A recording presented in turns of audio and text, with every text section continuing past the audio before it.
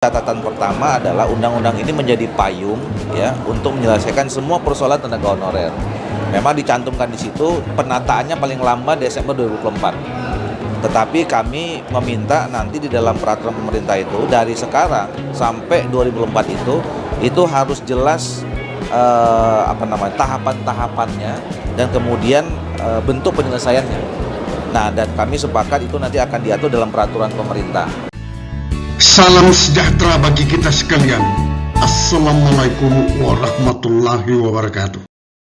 Sesuai penjelasan Menpan RB Abdullah Azwar Anas mengatakan pemerintah akan menerbitkan PP turunan Undang-Undang ASN baru yang mengatur tentang P3K paruh waktu maupun penuh waktu pada akhir 2023. Pihak DPR RI mengingatkan pemerintah bahwa isi PP tersebut harus detail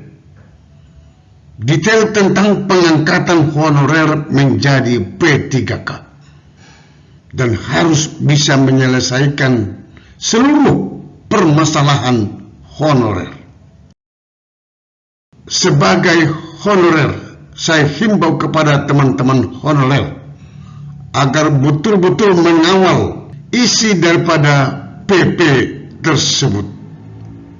Jangan merugikan para honorer ataupun non-ASN. Inilah hal-hal yang diingatkan oleh DPR RI kepada pemerintah dalam penyusunan PP tentang P3K sebagai turunan Undang-Undang ASN. Mari kita dengarkan. Selanjutnya kami persilakan yang mewakili fraksi PKB. Terima kasih Ketua. Pandangan mini fraksi Partai Kebangkitan Bangsa terhadap rancangan undang-undang tentang aparatur sipil negara disampaikan oleh Muhammad Toha, nomor anggota A21. Assalamualaikum warahmatullahi wabarakatuh. Salam, Om Swastiastu, Namo Buddhaya, salam kebajikan, rahayu-rahayu, dan salam sejahtera bagi kita semuanya. Pandangan fraksi Partai Kebangkitan Bangsa adalah sebagai berikut. Fraksi PKB memandang, menghadapi dan menyikapi gelombang perubahan dan transformasi yang sangat cepat, maka kemampuan dan kompetensi ASN harus menjadi sebuah kekuatan dan harus terus ditingkatkan. Fraksi PKB memandang sesuai dengan pasal 66 dalam undang-undang ini, yang dimaksud penataan adalah pengangkatan tenaga honorer secara bertahap dan berdasarkan atas hasil validasi dan audit yang diselenggarakan atau diadakan oleh Menpan RB maupun Badan Pemeriksa Keuangan ataupun BPKP. Penataan ini juga berarti bahwa formasi harus kompatibel atau sesuai dengan kebutuhan di kementerian, lembaga, pemerintah daerah, serta instansi lainnya.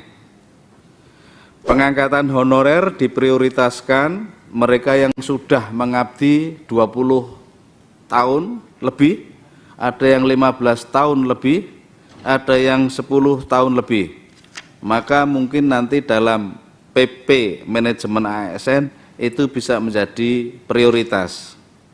Kemudian fraksi PKB juga memandang dalam proses penyelesaian tenaga non-ASN atau tenaga honorer harus dituntaskan hingga Desember 2024 sesuai pasal 66, wajib tuntas di 2024. Kemudian pemerintah diminta mendata secara lengkap dan menyeluruh semua tenaga non-ASN atau tenaga honorer di seluruh wilayah Indonesia. Nah, setelah RUU disahkan, segera pemerintah membuat PP tentang manajemen ASN. Fraksi PKB memandang pemerintah perlu memberikan kepastian penataan atau baca pengangkatan bagi mereka yang telah lulus rekrutmen CPNS sejak tahun 2013 sampai sekarang belum mendapatkan SK. Mereka yang telah lulus PPPK tapi belum ditempatkan. Kemudian juga kepastian pengangkatan para guru PAUD, guru TK, guru SLB.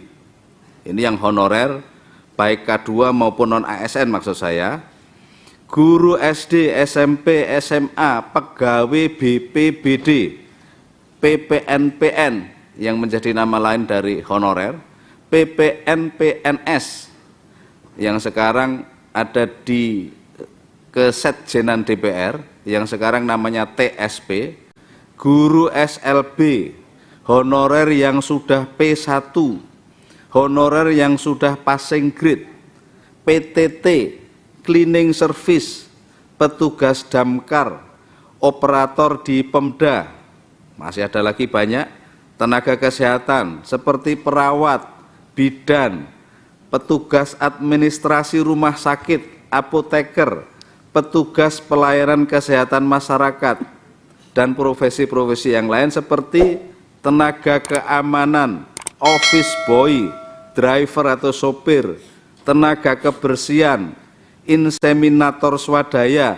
bahkan penjaga masjid yang ada di kantor-kantor pemerintahan, satpol PP, penjaga sekolah, tukang kebun, penjaga malam.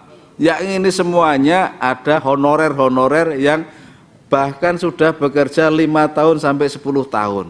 Ini menjadi perhatian nanti pemerintah kalau membuat peraturan pemerintah tentang manajemen ASN. Semuanya dimasukkan. Juga ada beberapa honorer yang sudah dapodik. Tenaga honorer perlu juga diperhatikan. Tenaga honorer yang ada di Kemenak dan yang di swasta. Kalau guru-guru PAUD, guru-guru TK itu jarang yang negeri. Oleh karena itu perlu perhatian. Saya nggak tahu nanti akan diangkat seperti apa. Karena itu bertugas di swasta, PAUD dan Raudatul Atfal maupun Bustanul Atfal. Ini guru-guru TK yang luar biasa yang perlu diperhatikan dan diangkat. K2 yang ijazahnya belum S1.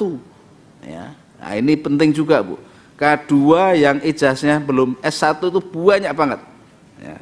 Termasuk guru-guru yang mengajar di sekolah swasta dan di Kemenak. Ya.